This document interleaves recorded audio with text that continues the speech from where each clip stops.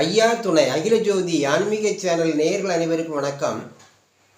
நாராயணரை அழிக்கும் கடவுள் என்று ஏன் கூறுகிறோம் என்றால், உலகம் தோன்றிய காலத்தில் இருந்தே தேவர்களும் மனிதர்களும் நல்வாழ்வு வாழ வேண்டும் என்பதற்காக அதர்மத்தையும் அதர்மவாதிகளையும் அசுரர்களையும் அழித்துள்ளது நாராயணர் தான். உதாரணமாக குரோனி, குண்டோமசாலி, தில்லை மல்லாளன், மல்லோசி வாகனன், இரணியாட்சன், சிங்கமுகாசூரன், சூர பற்பன், வல்லரக்கன் போன்ற அசுரர்களை எல்லாம் அழித்துள்ளார். அதுபோல முப்புராதிகளை அழித்துள்ளார். நரசிங்கமாக தோன்றி வந்து இரணியனை அழித்தார்.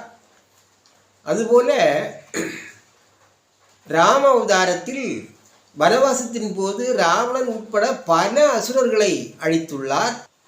கிருஷ்ண அவதாரத்தில் கஞ்சன், காலநேமி, சகடாசுரன், பூதனை, சிசுபாலன் உட்பட பல அசுரர்களையும் அழித்ததோடு கடைசியில் துரியோதனனையும் வதைத்தார். அசுரர்களை அழிப்பதற்காகவே சக்ராயுதம் என்ற ஆயுதத்தை தனது திருக்கரங்களிலே தாங்கியவராக நாராயணர் காட்சி அளிக்கின்றார். உலகத்தின் இறுதி முடிவில் அனைத்தையும் தன் உள்ளே கொண்டு ஊழி முதல்வனாக செயல்புரிகின்றார். இவ்வாறு அழிக்கும் கடவுளாகவும் அருள் புரியும் கடவுளாகவும் திகழும் நாராயணரிடத்தில் ஈசர், மாயவரே, இப்போது இந்த குரோனியை தாங்கள் எந்த விதத்தில் அழித்தாலும் இவன் அழிந்து போக மாட்டான். மாறாக இனி வருகின்ற ஒவ்வொரு யுகத்திலும் இவனும் இவனுடைய உதிரமும் அசுர குலங்களாக பிறவி எடுத்து உமக்கு எதிரியாக பிறந்து கொண்டே இருப்பார்கள். தாங்களும் அதுபோல் ஒவ்வொரு யுகத்திலும் இவனை அழித்து தர்மத்தை நிலைநாட்டுவதற்காக பிறந்து கொண்டே இருக்க வேண்டும்.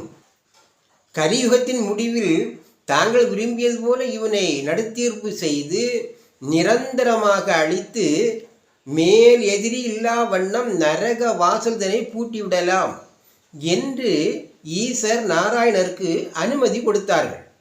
திருமால் குரோனியை வதைப்பதற்காக துடியாய் நடந்து சென்று அவனை 6 துண்டங்களாக வெட்டி கொண்டு விட்டார். இறைவனின் நேமத்திற்கு எதிராகவும் இறை நிந்தனை செய்தும் பிறரை துன்புறுத்தியும் அதர்மமாகவும் செயல்புரிபவர்கள் அவர்கள் செய்த அந்த அதர்ம தீய செயல்களாலே அவர்களுக்கு மரணத்தை ஏற்படுத்தும் என்கின்ற பேருண்மையை உலக மக்களுக்கு உணர்த்தும் விதமாகவே குரோனியினுடைய வதம் நிகழ்ந்துள்ளது. பெரிய மலை போன்று 6 துண்டங்களாக விட்டுண்டு கிடந்த குரோனியின் உடலை தேவர்கள் ஒவ்வொன்றாக சுமந்து கொண்டு கைலேயங்கிரி வந்து அங்கு பெரிய மலை போலே உயர்ந்த பீடமாக போட்டு வைத்தார்கள். அதாவது குரோனியானவன் வேள்வியிலே பிறந்து வந்தவனானதினால் அவனுடைய உடம்பானது எந்த காலத்திலும் அழிந்து போவதில்லை. மேலும் அவனுடைய உதிரம் முழுவதையும் பெரிய குளம் போலே குண்டு வெட்டி அதிலே நிறைப்பு வைத்தார்கள். குரோனியின் உடலையும் உதிரத்தையும் பின்வரும் யுகங்களிலே பிறவி செய்வதற்காகவே இந்த நிகழ்வு நிகழ்ந்தது. இத்துடன் நீடிய யுகம் நிறைவடைந்தது. அடுத்த யுகம் பற்றி இனி வரும் பதிவிலே நாம் அறிவோம். ஐயா துணை.